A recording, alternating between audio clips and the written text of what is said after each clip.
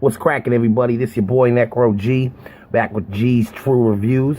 Today we're gonna switch it up a little bit. Normally we'd be doing CD and album reviews. Today we're gonna be doing a movie review. We got a nice new independent film coming out soon, made by upcoming movie producers, the Lucas Brothers, a brother duo born on the Chicago South Side. Now this movie states that it is based on a true story, so that gives it a little more depth and feel while watching it, like knowing it really happened and whatnot.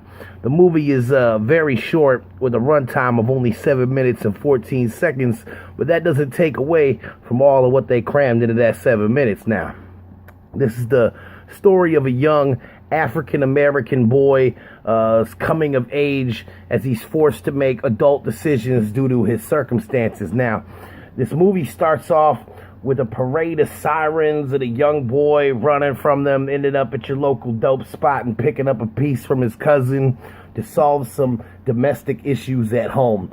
Now, this movie is an eye-opener to the suburban America who doesn't see that, stuff like this goes on every day in our urban communities. The movie even has a quote: "My mom told me to stay away from guys like this, but how can I when that's all I see?"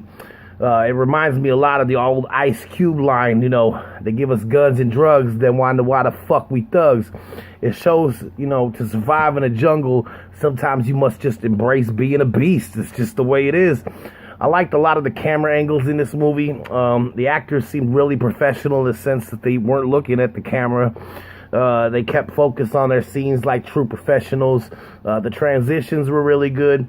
Gotta love all those slow motion smoke shots, I like the narrator. The only constructive criticism that I'd give is I wish the voice had a little more gusto behind it, like it was more projected to a bigger room.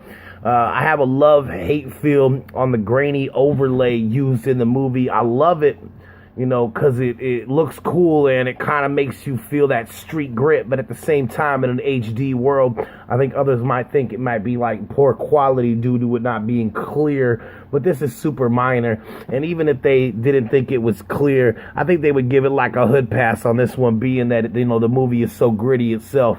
It's not all sunshine and minivans in the hood, and this illustrates that perfectly. I like that the camera effects when he's walking down the street thinking, it was some cool trippy shit there. The red overlay on the house scene was like totally reminiscent of some Freddy Krueger stuff. It really fit the scene well.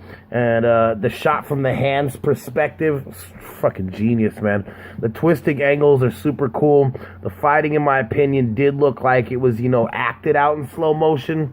Versus like throwing real-time blows, and slowing down the fighting.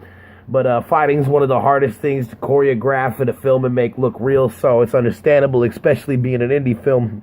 Overall, I love that scene, though. The confrontation scene is cool. I think I would have added some nervous sweat on his face and forehead to make it look a little more intense, but it was a good lead-up. The slow motion on the stepdad's mouth was cool. It was a little hard to hear some of what he's saying, but he's drunk, so, you start hearing numerous audio clips. I like that it's all compiling in the boy's head, and, it could have been a little louder so you could hear some more of them, but overall, it was pretty solid, though. The movie ends on a cliffhanger, did he do it, did he not do it, and, alright, so here's my final thoughts.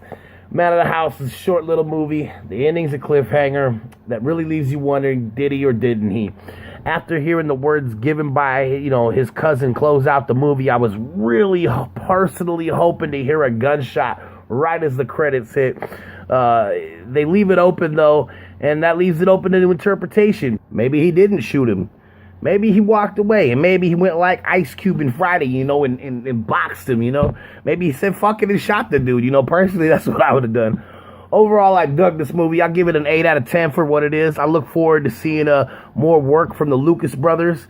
If you haven't seen this movie yet, because I know you haven't because it hasn't come out yet, show your local indie artist some support and check it out. It'll be coming out January 1st, 2018 on YouTube Red and Facebook. I'll have some links here in the video, right here in the description as well. Go check them out, man. Peace. Necro G. I'm out.